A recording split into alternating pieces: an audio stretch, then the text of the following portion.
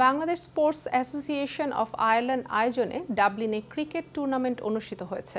খেলায় নিজেদেরকে দক্ষতার প্রমাণ দিয়ে কোয়ার্টার ফাইনালে গেলেও সময় ও আলোক স্বল্পতায় ম্যাচ স্থগিত করা হয়। পরবর্তীতে দ্বিতীয় সেমিফাইনাল ও ফাইনাল খেলা অনুষ্ঠিত হবে। আয়োজক ও সহযোগীরা জানান, বাংলাদেশ ও ক্রিকেটের প্রতি ভালোবাসা আবেগকে উজ্জীবিত করতেই এই টুর্নামেন্ট। বিস্তারিত থাকছে রিপোর্টে। আয়ারল্যান্ডে বসবাসরত প্রবাসী বাংলাদেশিদের নিয়ে Bangladesh sports association of Ireland BSAI এর আয়োজনে অনুষ্ঠিত হল বর্ণাঢ্য ক্রিকেট টুর্নামেন্ট। উৎসবমুখর পরিবেশে আয়োজিত এই প্রতিযোগিতায় অংশ নেয় বিভিন্ন শহর থেকে আসা বাংলাদেশি ক্রিকেট প্রেমীরা। ডাবলিনের ক্লোনডাইকিন ক্রিকেট মাঠে এই টুর্নামেন্টে মোট 13টি দল অংশগ্রহণ করে।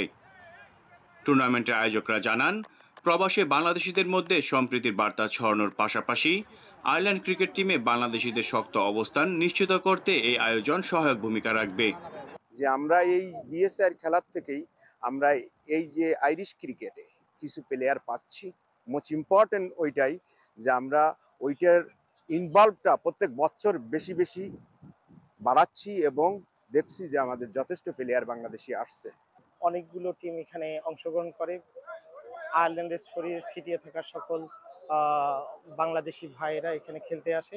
বাংলাদেশিদেরকে ঐক্যবদ্ধভাবে থাকার জন্য এবং বিশ্বের মাটিতে বাংলাদেশের ভাবমূর্তি অক্ষুণ্ণ রাখার জন্যই আমাদের এই প্রয়াস। আগামীতে আরও ব্যাপক পরিসরে সহযোগিতা নিয়ে থাকার কথা বলেন টুর্নামেন্টের স্পন্সর এনজামামুল হক জুয়েল। আজকে বিএসআই কর্তৃক আয়োজিত ক্রিকেট টুর্নামেন্ট, এই টুর্নামেন্টে আমরা স্পন্সর হিসাবে সার্বিকভাবে সহযোগিতা করছি। আমরা বিএসআইয়ের পাশে ভবিষ্যতেও থাকব। আয়ারল্যান্ডের মাটিতে বাংলাদেশের প্রতি ভালোবাসা ও ক্রিকেটের আবেগকে উজ্জীবিত করল এই টুর্নামেন্ট।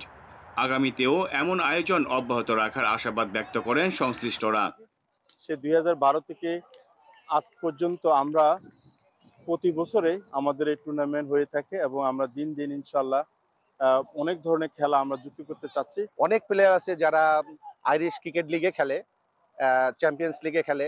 সো তাদের এই খেলার মান উন্নয়নের জন্য আমরা বাংলাদেশ স্পোর্টস অ্যাসোসিয়েশন আয়ারল্যান্ড অনেক চেষ্টা করছি এবং চেষ্টা করি সবাইকে নিয়ে আমরা কন্টিনিউ খেলার আয়োজন করতে। প্রতিদ্বন্দ্বিতামূলক ম্যাচে নিজেদের যোগ্যতা প্রমাণ দিয়ে কর্কেট টিম ফাইনালে উঠলেও সময় ও আলোক স্বল্পতার কারণে ম্যাচ স্থগিত করা হয়।